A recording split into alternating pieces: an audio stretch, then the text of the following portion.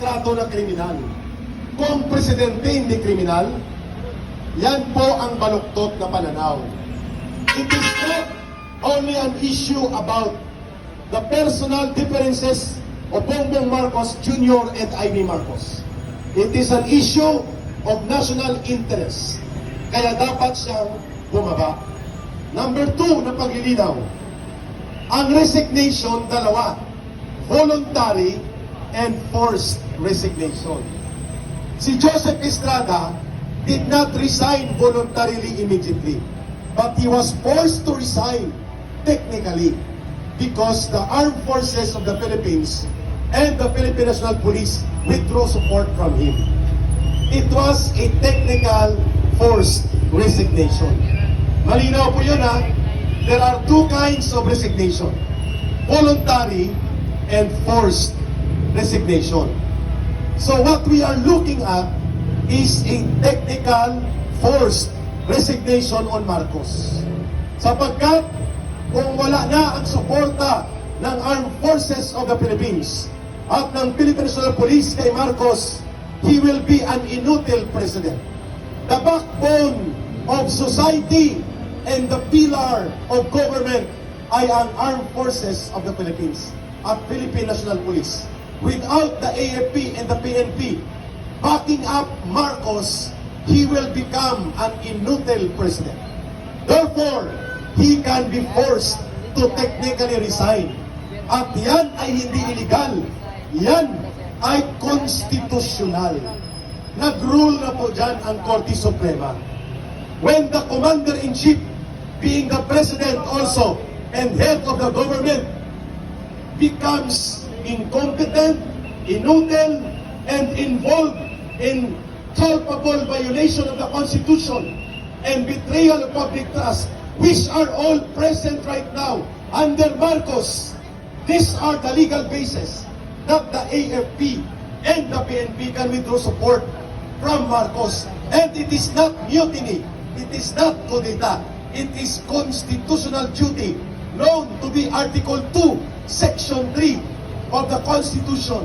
The armed forces of the Philippines shall be the protector of the state and the people. And Marcos and the corrupt and planterous officials of government are not the government. They are only borrowing the mandate from the people, but the real authority comes from the people. And so therefore, the people have the right to revoke the authority given to Marcos. And so also the armed forces of the Philippines. The chain of command will not exist anymore kung kriminal at adik ang presidente. It cannot hold legal doctrine. Kung adiktos at kurakot ang presidente, it cannot be a doctrine anymore of chain of command. The chain of command will only take effect under legal and actual existence of lawful authority. Kung adiktos ka at head ka ng sindikato ng gobyerno, you are no longer exercising, neither you are occupying lawfully the authority of the president. Klaro? So therefore, Marcos can be removed either by voluntary resignation or forced resignation. Kaya tayo nandito to put pressure not on Marcos, but to put pressure on the so-called gatekeepers of democracy.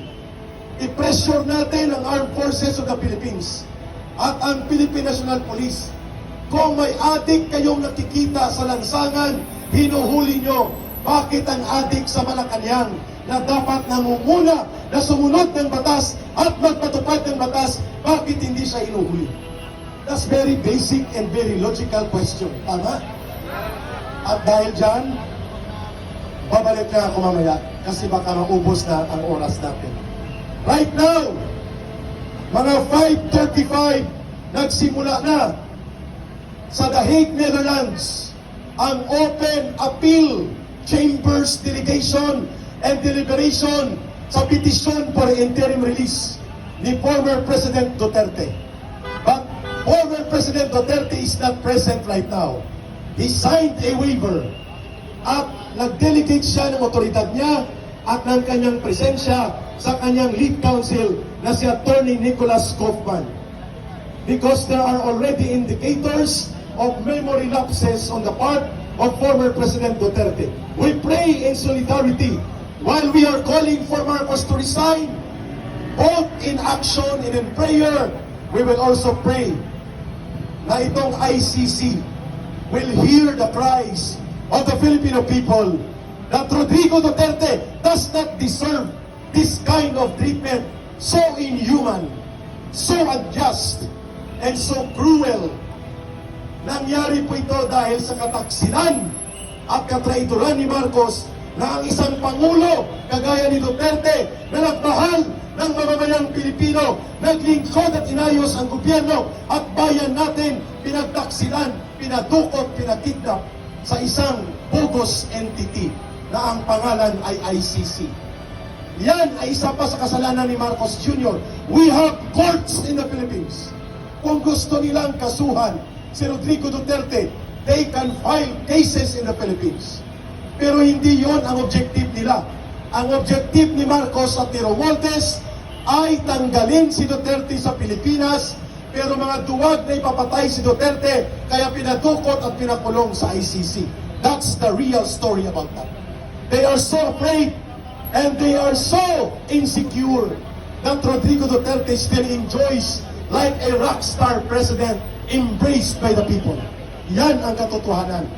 At dahil dyan, pakinggan natin ang isa. Nung ito, siya ho ang Pangulo ng bansa. Baka ho makapagdesisyon ang Pangulo na ito at madala tayo sa gera. Hihintayin pa ba natin ito, mga kababayan?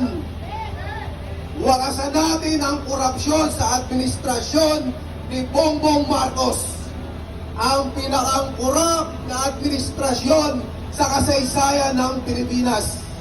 Akalain nyo ilang bilyon ang kailangan i-deliver sa kanila buwan-buwan? Bilyon-bilyon, trilyon-trilyon ang ninanakaw sa mga buwis na pinaghihirapan natin.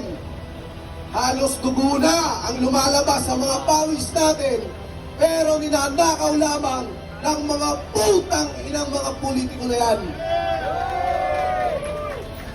Hindi po tayo papayag ng ganito. Hindi tayo papayag na nakawin ang kinabukasan ng ating mga kabataan. Hindi tayo papayag naghasain nila ang bansang Pilipinas. Baka po pagdating po ng 2028, wala na ho tayong budget, wala na ho tayong pera. Paano na? Saan tayo kukuha? Uutang na naman? Ang laki-laki na ng utang ng bansa natin. May nakita ho ba tayong magandang proyekto ni Bongbong Marcos? Meron daw, pagnanakaw. Alam nyo kasi mga kababayan, hindi sana masama na umutang kung may nakikita ka ng mga proyekto. Maraming pagbabago, pero sa ngayon wala. Ang marami yung ninanakaw sa kaban ng bayan natin at idinadala, nilalagay sa mali-maleta para i-deliver sa mga putang ng mga politiko na yan. Hindi ho tayo papayag ng ganon, mga kababayan. Noong nakaraan ho, nandito rin tayo, noong nakaraan taon. Nandun din tayo sa Villamor na dinala ho nila si Pangulong Duterte doon sa Daig. At ngayon, sana ang panalangin ng sambayanang Pilipino ay mapagbigyan na ang interim release ni Pangulong Duterte. Dahil mga kababayan, hindi ho tama na ang isang Pilipino ay ipadala sa ibang bansa para doon litisin. Gumagana ho ang saligang batas natin dito sa Pilipinas. At kailan papanagutin itong mga hinayupak na nagpadala kay Pangulong Duterte sa Daig? May araw din kayo. Hindi matutulog ang mga Pilipino sa mga kalokohang pinagagagawa nyo. Marcos Jr., mag-resign ka na. Ito ang panawagan ng sambayan ng Pilipino. Sa mga nanonood po, sa mga vloggers natin ngayon, sa mga social media, huwag po tayong tumigil sa ating mga panawagan para pag-resignin si Marcos Jr. at maipalit natin ang ikalawang Pangulo, si Vice President Inday Sara Duterte. Yan ho ang nasa konstitusyon at yan dapat ang masunod. Hindi si Tito Soto, hindi si Ramon Ang, si Vice President Inday Sara Duterte lamang ang dapat nating ipalit. Wala nang iba. Baka magkalechi-lechi tayo, di ba? Kung ano ang nasa konstitusyon, yun ang susundin natin. Muli po, mga kababayan, ang laban po sa korupsyon ay hindi po lamang laban. Hindi lamang laban ni Ka Eric ni Ma'am Karen, laban ng mga matitulong vlogger. Ito po ay laban ng bawat Pilipino na tumatayo na ayaw sa pagnanakaw sa ating gobyerno.